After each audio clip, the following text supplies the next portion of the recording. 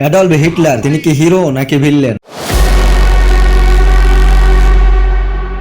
তার হ্যাটার্সের সংখ্যা বিপুল। তিনি কারো কাছে নায়ক বা কারো কাছে খলনায়ক বা ভিলেন। আজকের জানার চেষ্টা করব তিনি আসলে ভিলেন নাকি hero. Ob du glaubst, dass ich fleißig gewesen bin, dass ich gearbeitet habe, dass ich mich in diesen Jahren für dich eingesetzt habe, dass ich anständig meine Zeit verwendet habe im Dienste meines Volkes. Gib du jetzt deine Stimme ab. Wenn ja, dann tritt für mich ein, so wie ich für dich eingetreten bin.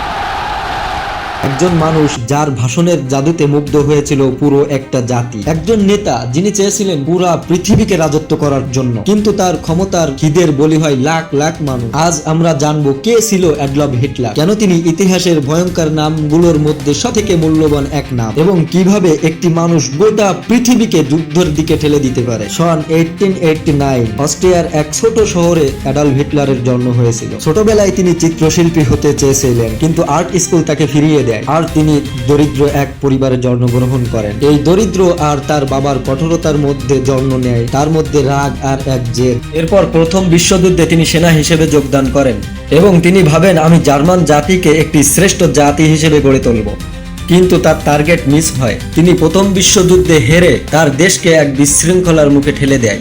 তখন জার্মানিতে হতাশা দরিদ্র চলতে থাকে।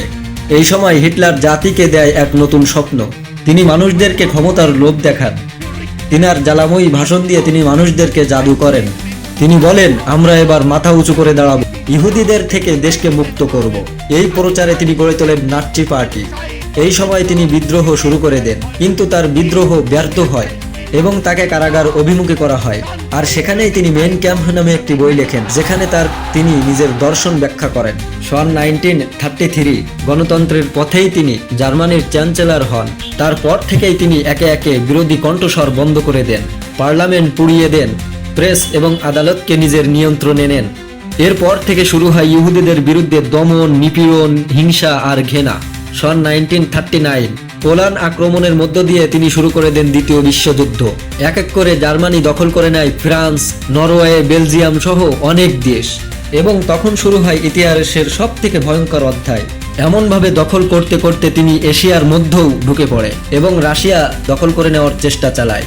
Hitler নিজে, তার দল ও জার্মানিকে নিয়ে আক্রমণ চালায়, কিন্তু শেষ পর্যন্ত তার পতন এনেছিল একসঙ্গে লড়াই করা কিছু দেশ, যার মধ্যে রয়েছে যুক্তরাষ্ট্র, যুক্তরাজ্য, ফ্রান্স, রাশিয়ার মতো শক্তিশালী দেশ ও তাদের এম্পাওয়ারমেন্টগুলো। শেষে জার্মান ও হিটলার আত্মসমর্পণ করতে বাধ্য হয়।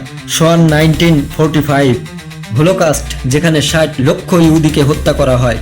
মজার বিষয় হচ্ছে 60 লক্ষ ইহুদি মারার পর অ্যাডলফ হিটলার তার মাথায় পিস্তল ধরে আর কিছুক্ষণ পর খতম, নিজেকে তিনি শেষ করে দেয়। শুধু তাই নয়, তার মৃত্যুর পূর্বে তার পার্সোনাল লোক 3 জনকে তিনি হত্যা করে ফেলে এবং শেষে তিনি কোনো পথ না পেয়ে তিনি তার নিজেকে শেষ করে দেন। এভাবেই হিটলারের পতন হয়। এটাই ছিল হিটলারের সংক্ষিপ্ত কর্মকাণ্ড। এগুলো শোনার পরে আপনি তাকে ভিলেন অথবা হিরো বলতেই পারেন, সমস্যা নেই। আপনার কাছে কি তিনি হিরো নাকি ভিলেন কমেন্ট করে জানাবেন প্লিজ। ভালো থাকবেন, সুস্থ থাকবেন। অন্য কোনো নতুন ঘটনা নিয়ে আবার আপনাদের সঙ্গে দেখা করব। সো আমার ভিডিওটা যদি আপনার ভালো লেগে থাকে তাহলে আমার চ্যানেলে সাবস্ক্রাইব করে পাশে থাকবেন। ধন্যবাদ।